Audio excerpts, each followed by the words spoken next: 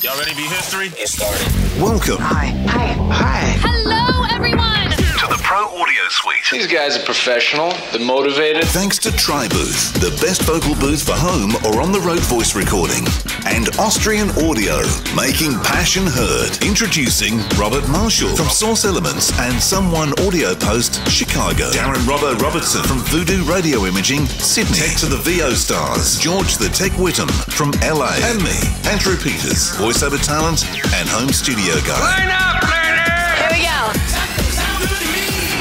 Welcome to another Pro Audio Suite. Don't forget, if you would like to get $200 off your TriBooth, use the code TRIPAP200. We had a question sent to us about microphone position, particularly, why would you hang your microphone upside down?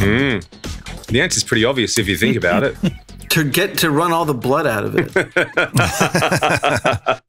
Yeah, that's right. Yeah. So you can record Pink, who's famous for singing on stage hanging upside down. There you go. There's another good answer. To dry it out. Well, there's that as well. Yeah. That's right. Yeah.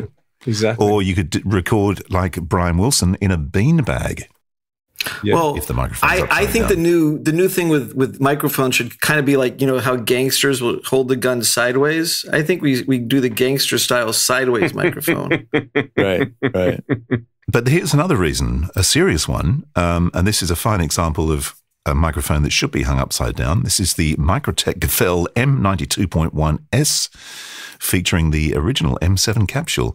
And inside is a valve, or for our American friends, a tube, the EF86 tube, which of course generates heat. And what does heat do? It rises, affecting the capsule.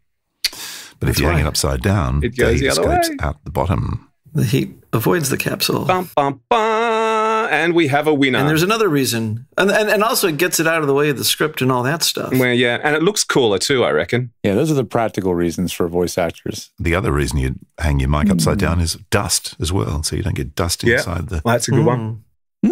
Keep the dust off the capsule. That's probably true. Absolutely. And you should turn the phantom off because a polarized capsule will attract dust. Oh, see, I've been trying to think of good reasons to tell people to turn off phantom. I usually tell people, don't worry, just leave it on. And, I'm pretty sure a polarized capsule will attract polarized dust. You know, it's like it can. There's the two schools of camp. There's the school that says leave it on because turning it on and off all the time is crap.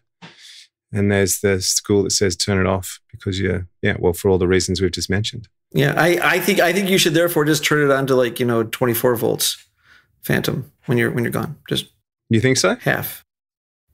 No. You're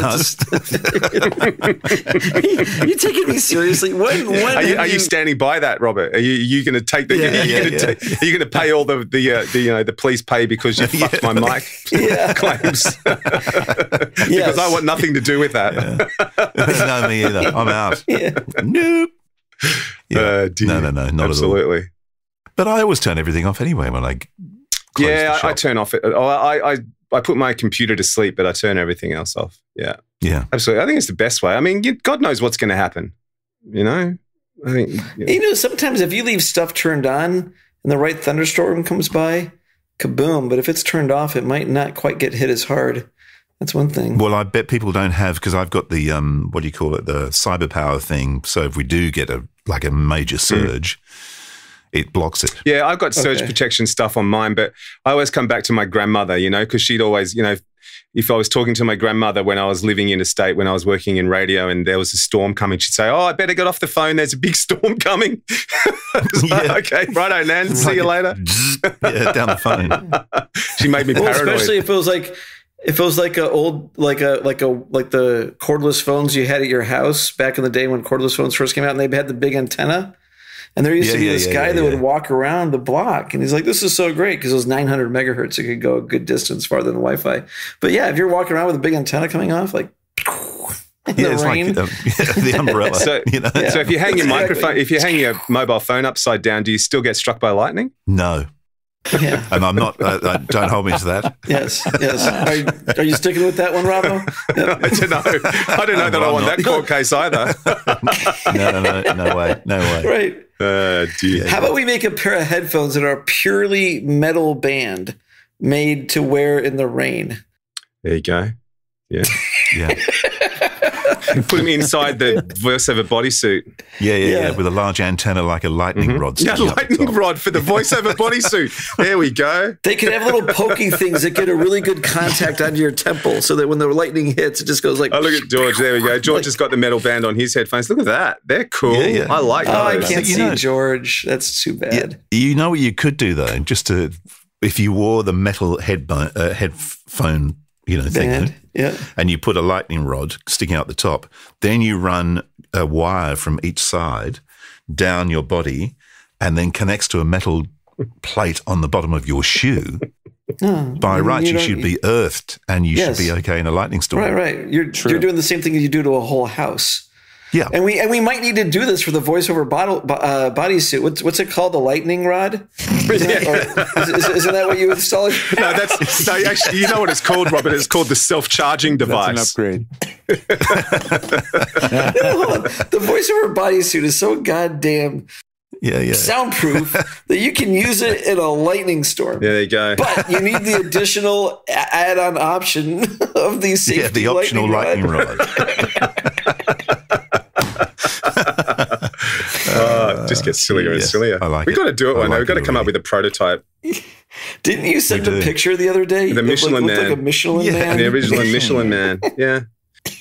Yeah. Do you know why the Michelin Man was wrapped in white tires? I didn't know that either until I saw that. I know what you're going to say, so I'm not going to answer that. See if anyone else does. Natural rubber back in the day was white. Yeah, they're white. Oh, of course, they used to be white. Natural rubber is white until they started dyeing it black.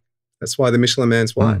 Always wondered that. Now I know. Because my grandfather was a chauffeur back in the 1920s. And the car he used to drive, I can't even remember what make it was now because it was so long ago since I've seen any photographs, but that had white rubber tyres. Wow. Which being a chauffeur would have been a bitch because he had to clean them all the time. Absolutely. Right. I'm sure that's why tires are black now. Yeah. Yeah. Was that where white walls came from? Because the tires were white, but then we were driving on the black bitumen road, so the rubber became black on the bottom. The sides were still white, maybe. Yeah, probably. Yeah. You're probably I think right when they that. make white walls, they actually take the black off and it's white underneath. I think that's how they do it. There you go. Yeah. Yeah, they wanted that white look. They wanted that classic, like a tuxedo for cars. Imagine if you had white tires and you did a burnout.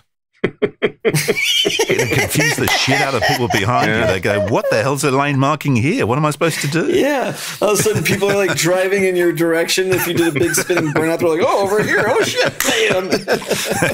Bam. Check it out online. There's some red tires, some blue tires, just so that when you do burnouts, it leaves crazy colors on the street. Yeah. You could get like a red, white, and blue tire, and then you could be very patriotic about your burnouts. Yep. Yeah. Yes, you could. You could. We're going to have to change the name of the show now. The Pro Audio Suite and Tire Chat. Yeah. Just general brain spillage. Sponsored by Canadian Tire. Well, that was fun. Is it over? The Pro Audio Suite, with thanks to TriBooth and Austrian Audio, recorded using Source Connect, edited by Andrew Peters and mixed by Voodoo Radio Imaging, with tech support from George the Tech Whittam. Don't forget to subscribe to the show and join in the conversation on our Facebook group. To leave a comment, suggest a topic, or just say g'day, drop us a note at our website, theproaudiosuite.com.